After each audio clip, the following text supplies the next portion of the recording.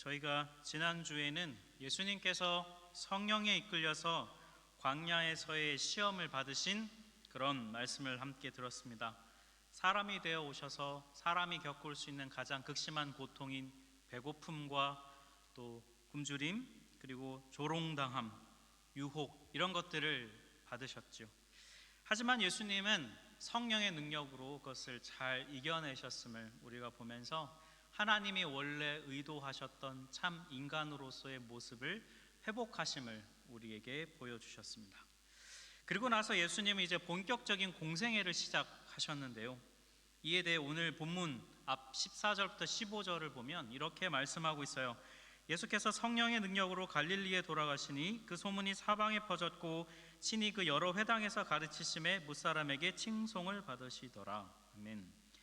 예수님은 성령의 충만함에 힘입어 갈릴리라고 하는 지역으로 가셨어요.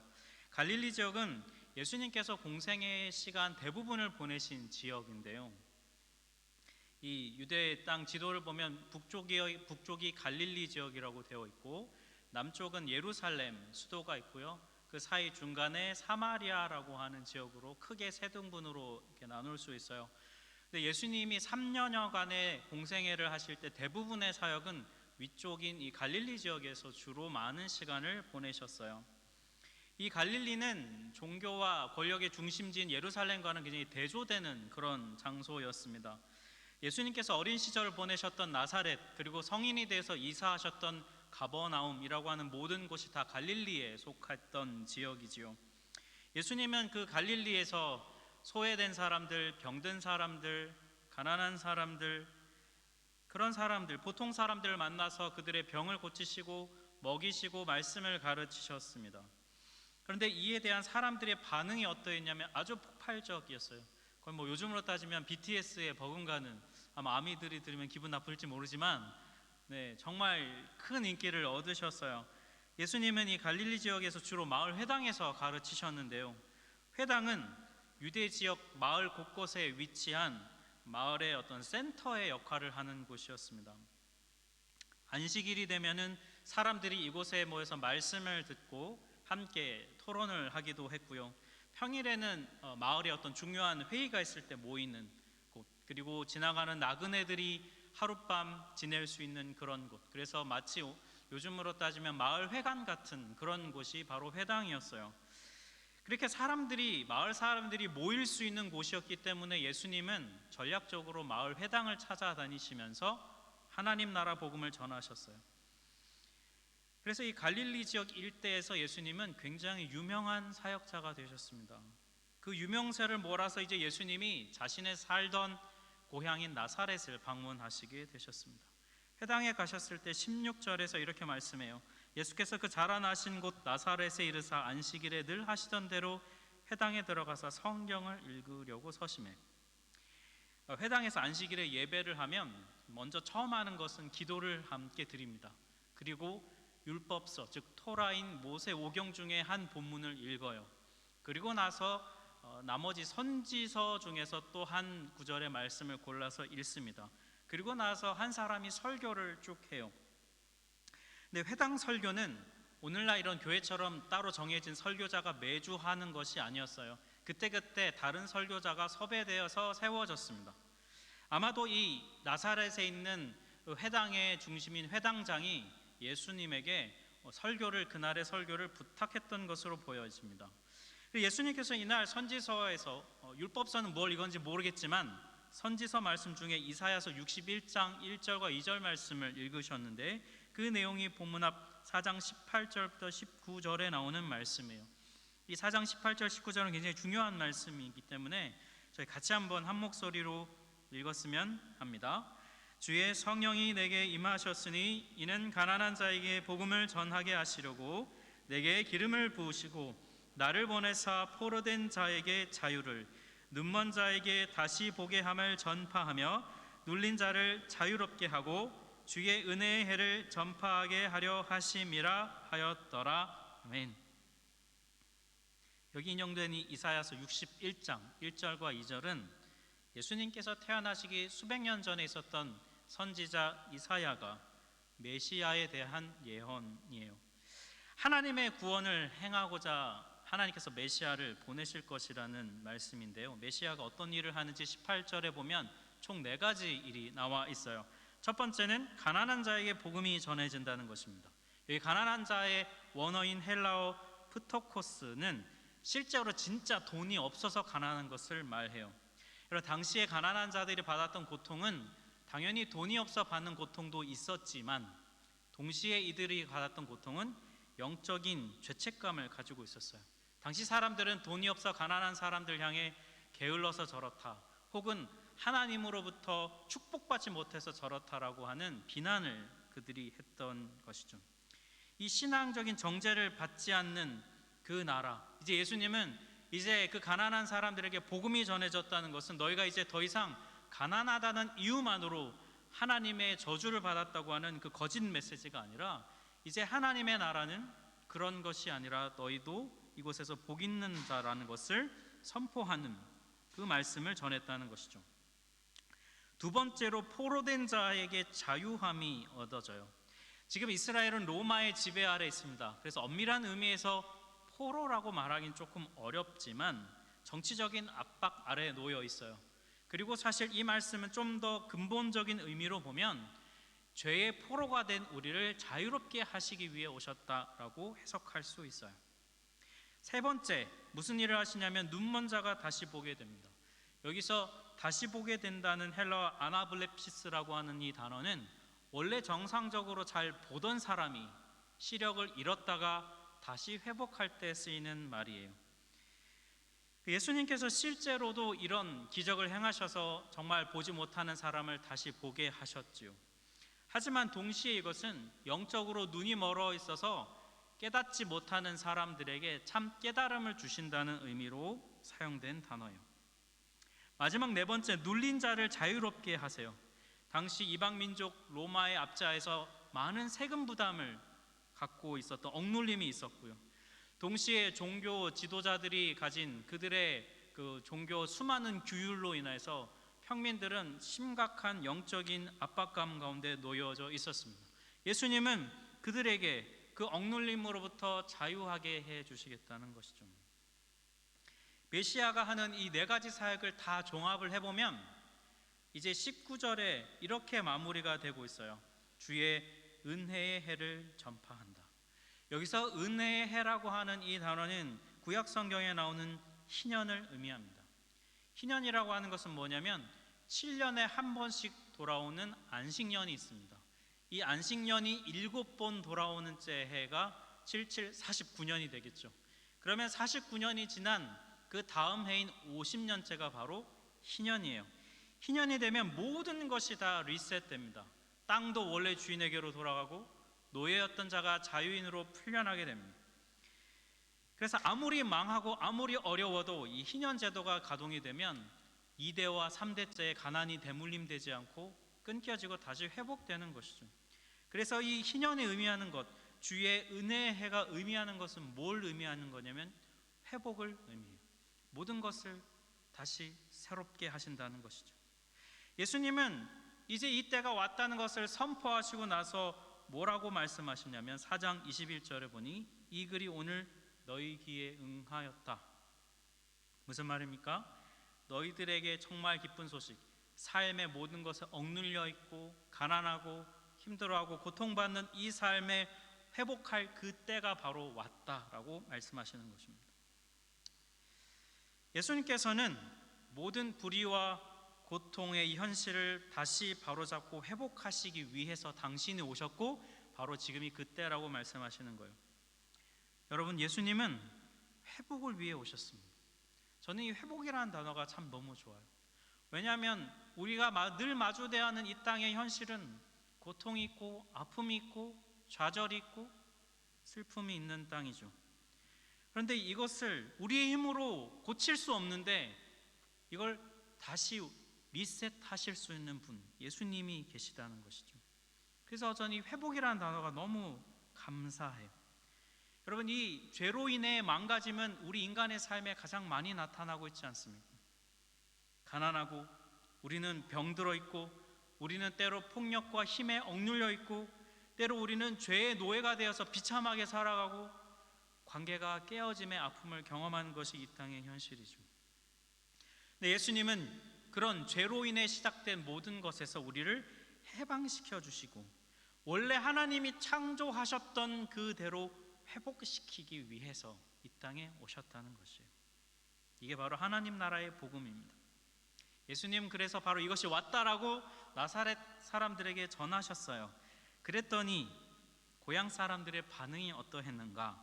본문 22절을 보면 그들이 다 그를 증언하고 그 입으로 나오는 바 은혜로운 말을 놀랍게 여겨 이르되 이 사람이 요셉의 아들이 아니냐 이렇게 말했어요. 이 말씀을 잘 보면요, 고향 사람들, 이 나사렛 사람들은 예수님의 설교에 굉장히 깊은 은혜를 받았습니다. 감동을 그들이 받았어요. 그런데 그 다음 반응이 뭐냐면 이 사람 요셉의 아들이 아니냐라는 거예요. 이게 무슨 말입니까? 야, 그 동네 때부터 봐왔던 게 예수 아냐? 이렇게 얘기하는 거예요. 경상도 사투리를 얘기하면 뭐라고 얘기합니까? 가가. 네. 야, 걔란 말이야? 아, 저 예수 아니요? 그런 거 아니에요. 그러면 그 어릴 때부터 봐왔던 이런 뭡니까? 이게 부정적인 반응인 거예요. 그러자 예수님께서 23절에 이렇게 말씀하시죠.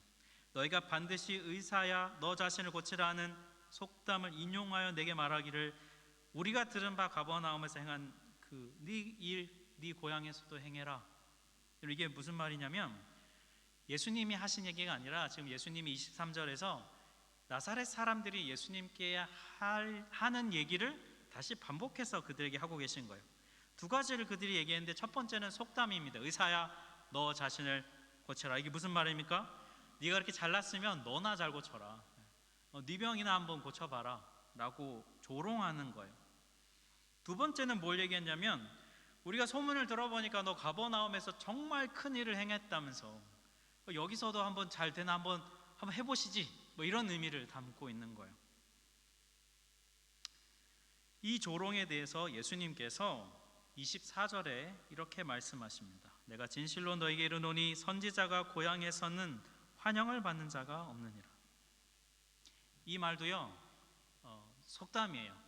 예수님이 속담으로 또 받아치시는 겁니다. 무슨 뜻이냐면 아무리 훌륭하고 아무리 뛰어난 사람이라 하더라도 자기 고향에서는 인정받지 못한다는 것입니다. 이유가 여러분 뭡니까? 그 사람의 평소의 모습을 뻔히 보았기 때문에 그의 약점, 그의 연약함을 뻔히 보았다는 거예요. 그래서 기대감이 없는 것이에요. 기대감이 없으니 인정받기도 당연히 어려운 것이죠. 여러분 이 말씀 오늘날 누가 가장 많이 적용하냐면 바로 저 같은 목사들이 가장 많이 적용해요. 그런 얘기 많이 합니다.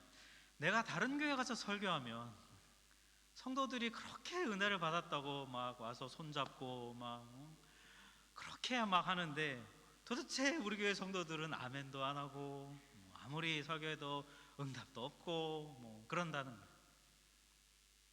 왜 그렇습니까 여러분? 평소에 늘 들어왔던 메시지, 본문은 달라도 늘 똑같은 말, 이러면 그냥 기대감이 별로 없는 마음들. 근데 여러분 외부 강사로 가면 그 좀 신비로움이 있거든요. 그동안 듣지 못했던 좀 결이 다른 말씀, 좀 다른 경험, 이런 것들이 들리다 보니까 굉장히 또 마음이 많이 열리게 되고 기대감도 많아지니까 그렇게 되죠. 근데 한 가지 이 영어 비밀이 있는데 이 여러 외부 강사로 가면 MSG가 많이 첨가됩니다. 여러분 잘 감안하셔서 MSG를 감안하시고 많이 들으셔야 돼요. 아무튼 이런 말이 많이 나와요.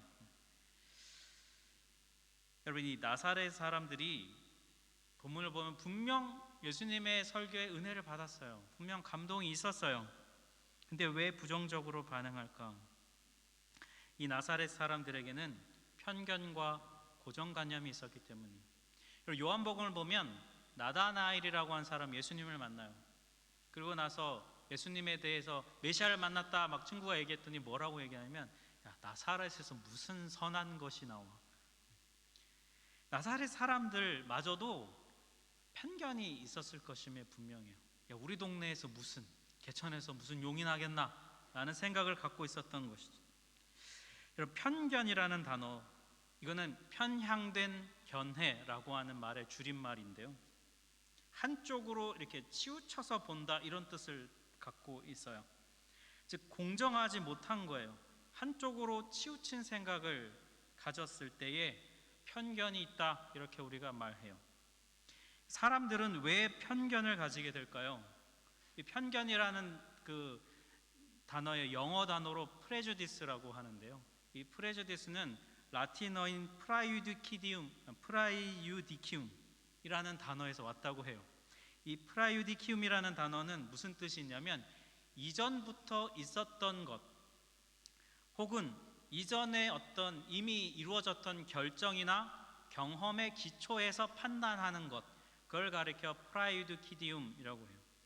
그러니까 그 판결에서 판례라고 하죠. 법원에서 판례가 있으면 그걸 참고해서 하는 것과 같은 것, 그것이 바로 프라이유디키움이에요.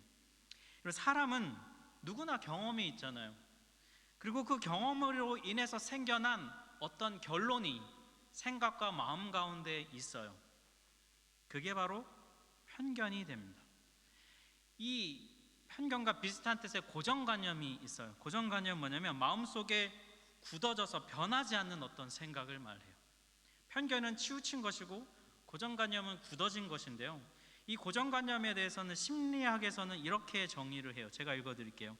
사람이 어떤 생각 또는 관념을 가질 때 그 생각이 잘못되어서 누군가가 설득을 하고 혹은 상황이 바뀌어도 당사자가 그 생각을 스스로 수정하지 않는 현상을 가리켜 고정관념이라고 말해요. 즉 편견이 자꾸 모이면 이것이 쌓이고 쌓여서 고정관념이 된다는 거예요. 나사렛 사람들에게는 편견이 있었습니다. 그리고 그 결과 고정관념이 생겼어요. 그리고 그것 때문에 이들은 예수님을 믿지 못했습니다. 편견과 고정관념이 믿음을 방해하면 어떤 결과가 생길까요? 오늘 본문과 똑같은 내용을 기록한 마태복음과 마가복음을 보면 그 결과가 기록되어 있어요. 마태복음 13장 58절을 보니 그들이 믿지 않음으로 말미암아 거기서 많은 능력을 행하지 아니하셨다. 예수님께서는 자신을 배척하고 조롱하는 그 나사렛 고향 사람들로 인해서 그 반응 때문에 많은 능력을 행하지 않으셨어요. 왜냐하면 능력을 행해도 믿지 않는다는 걸 아셨기 때문이에요. 마가복음에는 좀 더 적나라하게 표현되어 있는데요. 마가복음 6장 5절 6절을 보면 거기서는 아무 권능도 행하실 수 없어서 다만 소수의 병자에게 안수하여 고치실 뿐이었다. 그들이 믿지 않음을 이상하게 여기셨다. 여기서 행하실 수 없어서라는 말은 여러분 불가능을 의미하지 않아요. 여러분 성경을 보면 예수님은 오직 믿음이 있을 때 권능을 행하시는 것을 기뻐하셨어요. 즉 나사렛 사람들이 믿음이 없기 때문에 권능을 행하시지 않았다는 것을 강조하는 표현이에요. 복음서를 보면요, 예수님은 믿음이 없는 사람들을 억지로 설득하시지 않아요. 납득시키려고 하시지 않습니다. 믿음 없음에 대해서 한탄하시고 질책하시고 권면하시고 믿음을 갖도록 독려하시긴 하셨지만 예수님은 믿음을 억지로 설득하시지 않았습니다.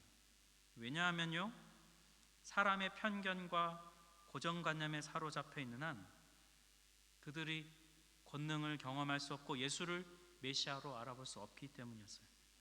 여러분 그만큼 편견과 고정관념의 힘이 얼마나 강한지 지금 우리는 이 두 구절을 통해 알 수 있어요. 여러분 우리는 편견과 고정관념에서 자유로울까요?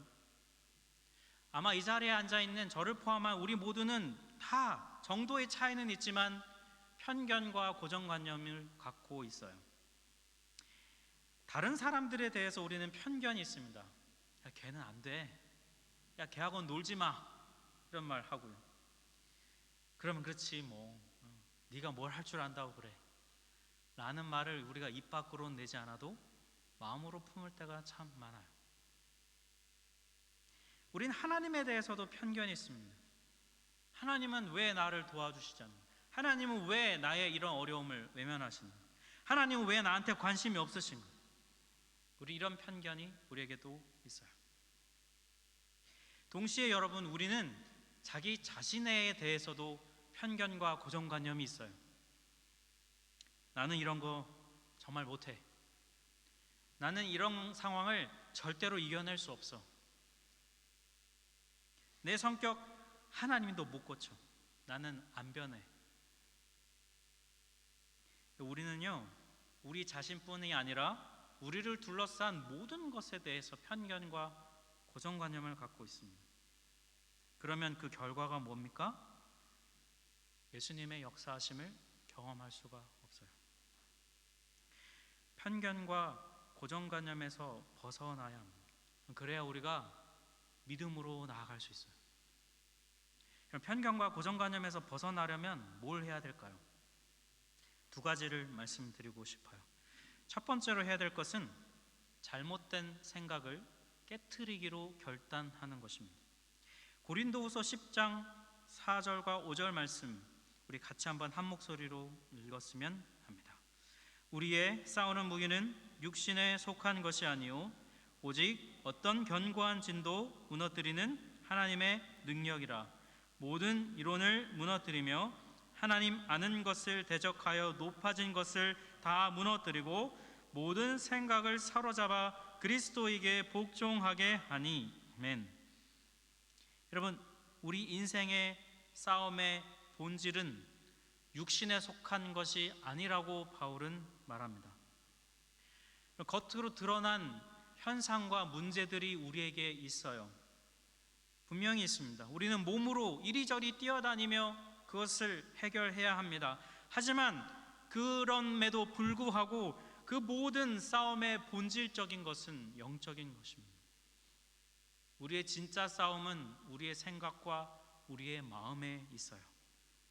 여러분, 이것에서 승리하기 위해서 바울은 뭘 권면하냐면 네 안에 있는 그 견고한 진인 편견과 그 고정관념을 예수 앞에 가지고 나오라는 것입니다.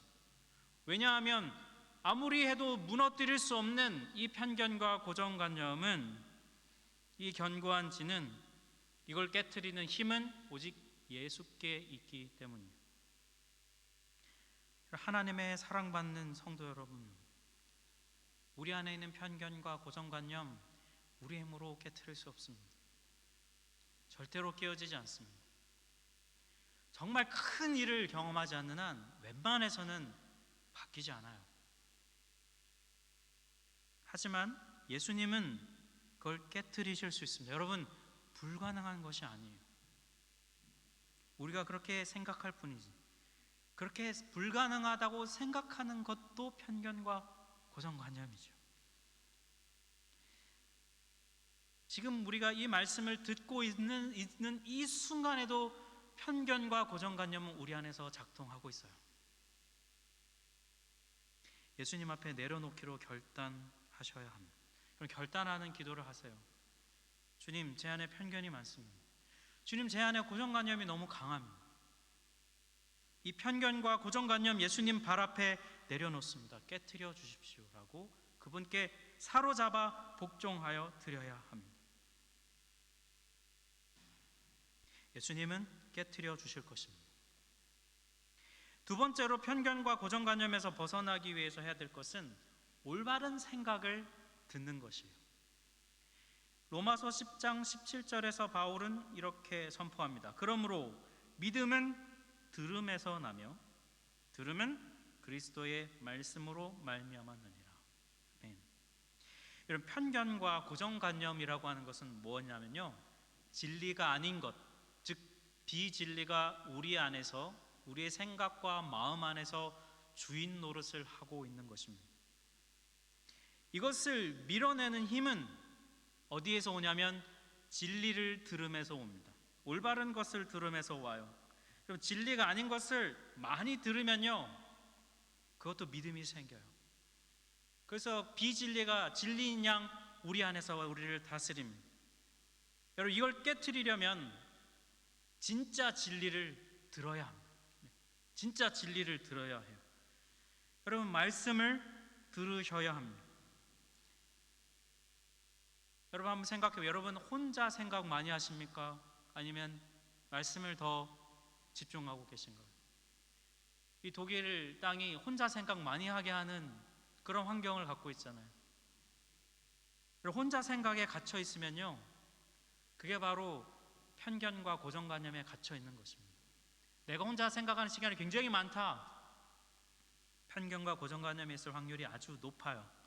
이럴 때는 어떻게 해야 되냐면요, 여러분, 대화의 자리로 나오셔야 됩니다. 편견과 고정관념에 가득 찬 상태에서 처음에 대화를 하면 무슨 일이 생기냐면 갈등이 생깁니다. 부딪힘이 있어요. 하지만 그럼에도 불구하고 포기하지 않고 소통의 자리로 나아가야 됩니다. 다른 사람의 이야기에 마음을 열고 귀를 기울여질 때까지 나오셔야 돼요. 그리고 오늘 이 말씀에서 뭐라고 이야기합니까? 믿음은 나 혼자 생각해서 나오지 않는다고 말씀합니다. 믿음은 어디서 온다고요? 들음에서 온다고요. 바른 진리를 들을 수 있는 자리로 가야 믿음이 생깁니다. 여러분, 혼자 있지 마세요. 진리를 들음으로 믿음으로 나오십시오. 그래야 편견과 고정관념에서 벗어날 수 있어요. 오늘 본문의 결론이 어떻게 마무리되냐면 본문 후반부 28절을 보니까요, 나사렛 사람들이 예수님께 분노했습니다. 크게 화를 냈어요. 심지어 예수님을 죽이려고까지 했습니다. 왜 그랬냐면 예수님이 이렇게 말씀하셨거든요. 너희들 편견과 고정관념에 갇혀서 내가 선포하는 이 복음 메시지를 듣지 않는 거야. 네 조상들도 그랬지. 네 조상들 예전 살던 엘리야 시대의 사람들 봐라. 그때 엘리야는 네 조상들도 너희들처럼 듣지 않아서 엘리야는 결국 이방인들에게 가서 그들에게 복음을 전하지 않아요. 거기 가서 기적을 행하지 않아요. 나도 너희들이 듣지 않으니 기적을 행하지 않겠다. 사람들이 분노했어요. 편견과 고정관념에 사로잡히니까요, 구원자이신 예수님이 와도 알아보지 못합니다. 그리고 오히려 진리를 들어도 분노하게 돼요. 그리고 다시는 진리를 말하지 못하도록 그 입을 막아버리려고 해요. 죽이려고 하는 것이죠. 사랑하는 우리 하나교회 성도 여러분, 사랑을 담아서 정말 여러분에게 간절히 권면해요. 제발 마음을 여십시오. 혼자 생각에 갇혀있지 마십시오. 참 진리를 들으십시오. 올바른 생각을 들으세요. 내 안에 있는 편견과 고정관념 어쩔 수 없다라고 생각하지 마세요. 주님은 가능하십니다. 우리 주님은 그 견고한 강력한 진을 깨뜨리실 수 있는 분이십니다. 사람이 혼자만의 생각과 편견과 고정관념에서 벗어나려고 하면 거기에 너무 익숙해져 있을 때 어떤 마음이 드냐면 두려움이 찾아옵니다. 이걸 버리면 안 될 것 같아요. 편견과 고정관념 안에 있을 때 오히려 안정감을 사람이 얻죠. 여러분, 그 편견과 고정관념을 버린다고 죽지 않습니다. 오히려 편견과 고정관념을 붙잡고 있으면 그게 죽음으로 가는 길이에요. 예수는 우리를 살리기 위해 오셨고 우리를 회복시키기 위해 오셨습니다. 그분은 우리로 하여금 그것으로부터 벗어나 자유함을 주실 수 있는 분이십니다. 여러분, 믿음으로 나오십시오. 편견과 고정관념을 버리기로 결단하세요. 그리고 올바른 진리의 마음과 귀를 여십시오. 그러므로 말미암아 우리를 붙잡고 있는 편견과 고정관념으로부터 벗어나 참 자유함을 누리시기를, 그래서 정말 예수를 향한 참 믿음을 가지시기를 주님의 이름으로 축복합니다. 우리 같이 찬양